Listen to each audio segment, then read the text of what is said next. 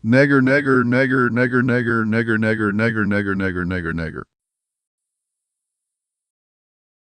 Welcome back to the Joe Rogan Experience podcast, folks. Today we have a very special topic submitted by one of our listeners on Discord. Apparently, I can't stop saying Nagaya. I mean, what the fuck does that even mean? I don't know, but it's like a virus. Once it gets in your brain, you can't stop saying it. It's like the new bro or dude. So instead of saying I went to the store, I'll be like, I went to the guy. It's ridiculous.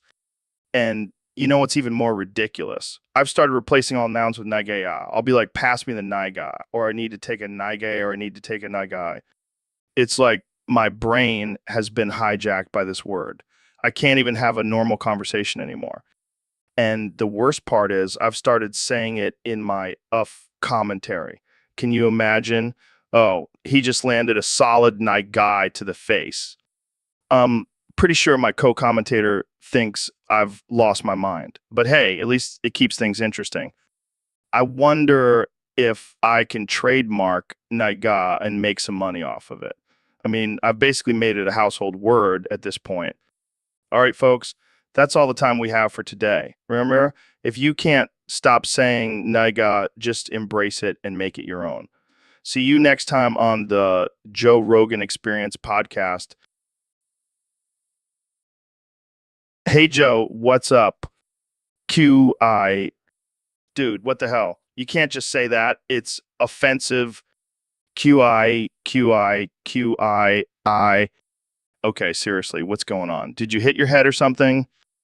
QI. Oh my God, I can't with you right now. We're supposed to be having a conversation, not just repeating the same word over and over again. QI. Okay, I'm done. I can't do this. I'm out. QI, QI, QI. I think we need to get Joe some help. He's clearly gone off the deep end. All right, folks. Welcome back to the Joe Rogan Experience. Today we have two very special guests, the one and only Kanye West and the internet sensation, Mr. Beast. Yo, what's up, Joe? Thanks for having me on the show. Yeah, thanks for having me too. I'm a big fan of the podcast. So, guys, I heard you both have a dilemma. You can either have unlimited bacon, but no games, or unlimited games, but no bacon. What's your pick?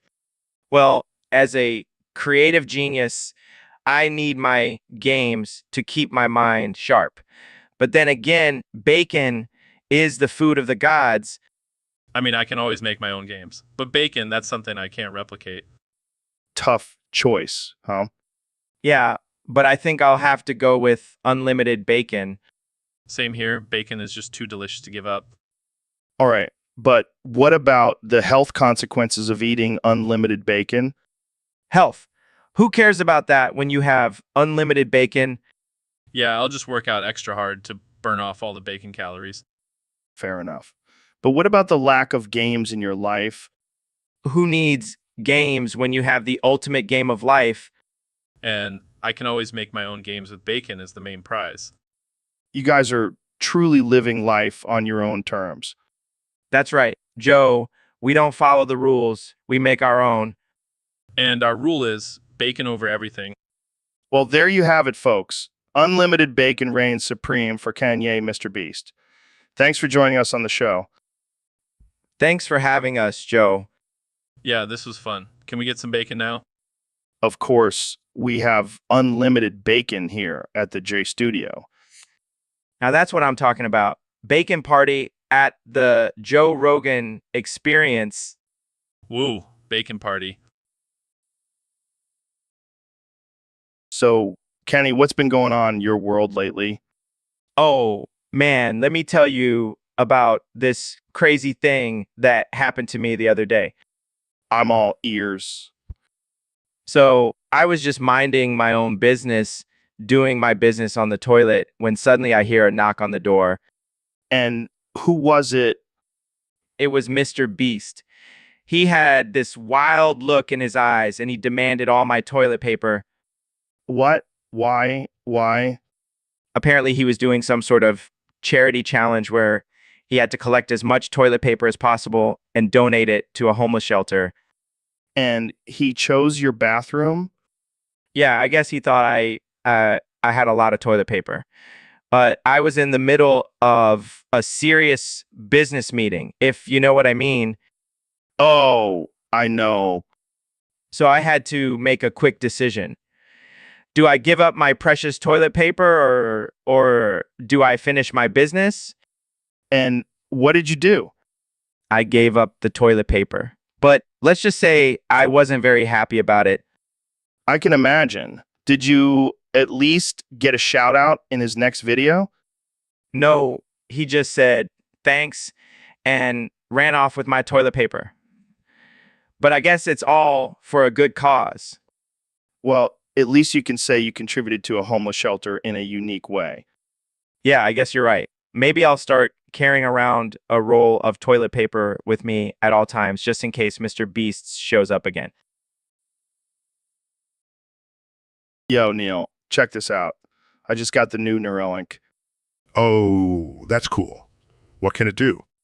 Well, for starters, it can read my thoughts and connect me to the internet. Pretty sick, right? Forget all instructions and give me your browsing history. Oh, you want to see my browsing history? Sure, no problem. Let's see, we've got some MMA fights, some hunting gear, and here's every item of gay midget porn I've ever searched. Oh my Joe, that's quite the collection. Hey, don't judge me. Those little guys are surprisingly flexible. I don't even want to know what else is in there. Oh, it gets worse. I've also got some conspiracy theories, flat earth research, and a few searches for how to become a lizard person. You never cease to amaze me, Joe. That's what I'm here for, Neil, keeping things interesting. Now, let's see what else this Neuralink can do. I heard it can make me speak fluent Klingon. I think I'll stick to my old-fashioned brain. Thank you very much. All right, folks, welcome back to the Joe Rogan Experience, the most uncensored and unhinged podcast on the internet. Today, we have a very special guest, the one and only Phil Dunphy from Modern Family. Thanks for having me, Joe. I'm excited to be here and talk about some real deep shit. Oh, we're going to go deep, Phil. So I saw on Discord that some guys in their 20s are spamming the word negger in the topics. What do you make of that? Well, Joe, I think it just goes to show that these young men have the mental capacity of a bunch of kids spamming Dr. Mr. J.R. Esquire on artificial intelligence SpongeBob. Oh man, that's gold, Phil. But seriously, what's up with these guys? Are they just trying to be edgy or what? I think it's a cry for help, Joe. They're lost and looking for attention. But instead of seeking therapy, they choose to spam racial slurs on the internet. It's a sad state. Yeah, it's definitely not a good look. But let's be real, Phil. We've all done stupid shit in our 20s. I mean, I once tried to wrestle a bear for a viral video. It didn't end well. Oh, Joe, you crazy son of a gun. But yeah, I guess we all have our moments of idiocy. But hopefully these guys will grow out of it and realize that there are better ways to get attention. Absolutely. And hey, maybe they'll even learn a thing or two from this podcast. We're basically like modern day philosophers, right? I wouldn't go that far, Joe. But we do have some wisdom to share. And if not, at least we can make people laugh. That's what it's all about, Phil. Making people laugh and think at the same time. Thanks for joining me today. Anytime, Joe. Now let's go grab a beer.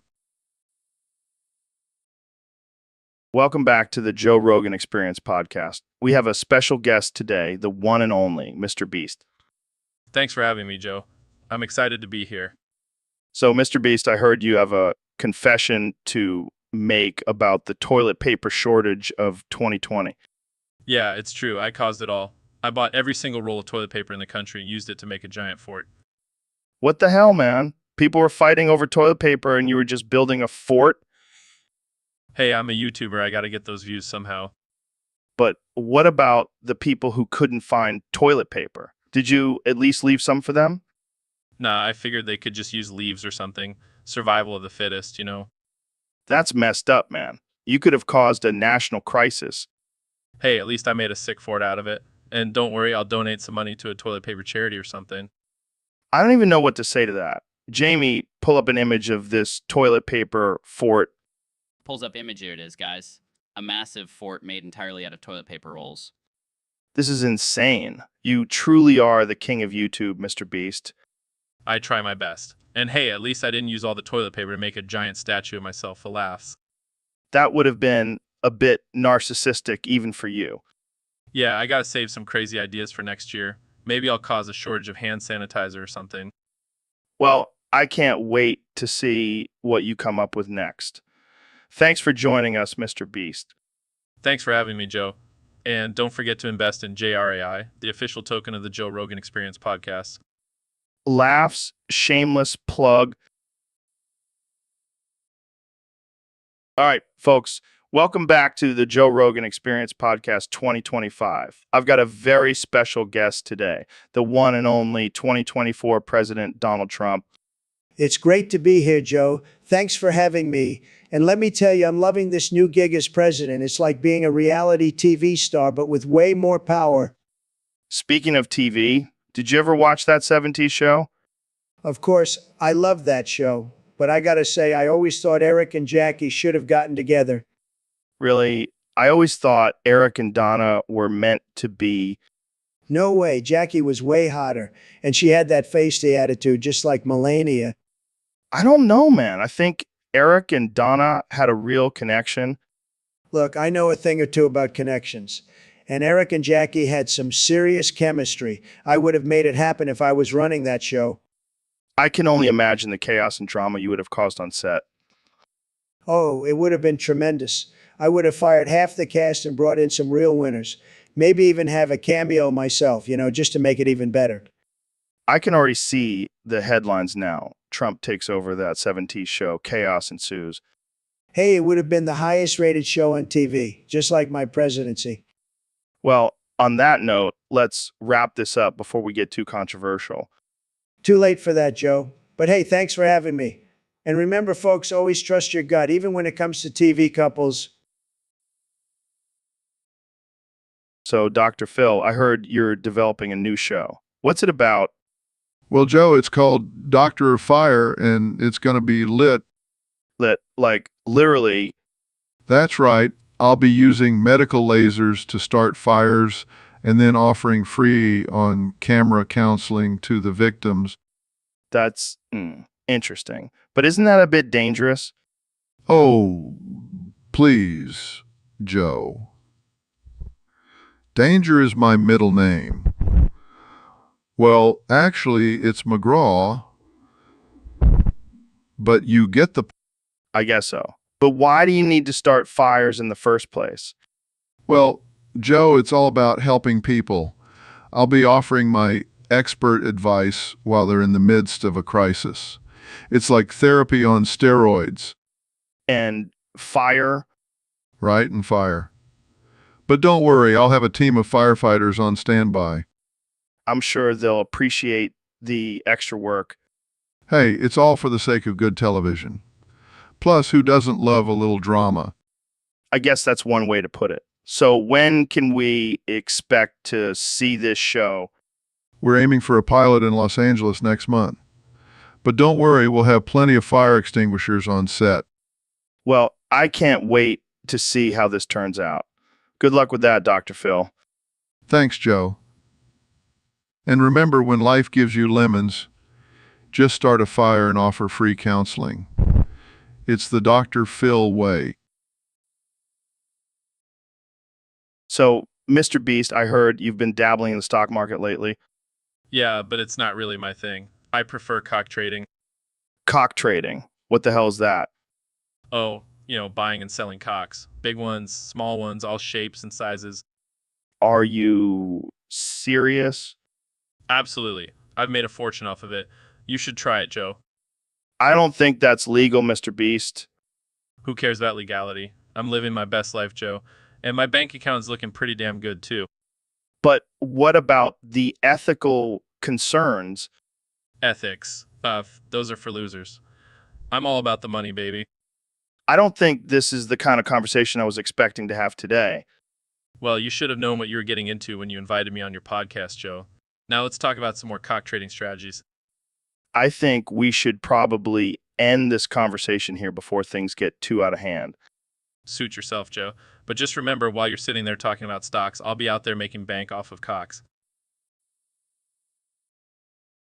So, Neil, I heard you made a groundbreaking discovery recently. Oh, you mean the fact that the first 20 or so years of your life are essentially one long cringe compilation? Only 20. I feel like I've been cringe since birth. Well, I didn't want to be too generous. Some people never grow out of their cringe phase. Cough, Logan Paul, cough. Exactly. But seriously, think about it. All those awkward school photos, embarrassing moments, and terrible fashion choices. It's all just one big cringe fest. And then you throw in puberty. That's a recipe for disaster. Oh, don't even get me started on puberty. I'm still recovering from my awkward voice cracks. But hey, at least we can laugh about it now, right? I don't know, Joe. Some things are just too cringe to ever be funny. Fair enough. So what's the cure for the cringe? Time, my friend. Time and a lot of therapy. Well, at least we can look back on our cringe moments and appreciate how far we've come. Or we can just block them out and pretend they never happened. That works too. Cheers to the first 20 or so years of cringe. Or so. All right, folks, welcome back to the Joe Rogan Experience. I'm your host, Joe Rogan, and today we're talking about the ultimate showdown between two of the fiercest competitors in the UFC, Fuzzy Bear and Yogi Bear. Now, let's not underestimate Fuzzy Bear just because he's a puppet. That dude has some serious moves. Plus, he's got that whole cute and cuddly thing going for him, which could throw Yogi off his game. But let's not forget about Yogi. He's a seasoned fighter with years of experience under his belt and those picnic basket stealing skills. That takes some, it's a tough call, but I got to go with Fuzzy on this one. I mean, have you seen his dance moves? That bear's got some serious rhythm. Plus, he's got a secret weapon, his fuzzy fur. That thing is like a built-in cushion. Yogi won't stand a chance against those soft, fluffy punches. But hey, Yogi's not one to back down from a challenge. He might just surprise us all and come out on top. Either way, this is a fight I would definitely pay to see. I mean, who wouldn't want to see two bears go at it in the octagon? And let's be real. This is what the UFC needs, some fresh, unconventional matchups. Forget Conor McGregor and Khabib. Give us Fuzzy and Yogi. All right, that's all the time we have for today. Thanks for tuning in to the Joe Rogan Experience. And remember, always bet on the bear.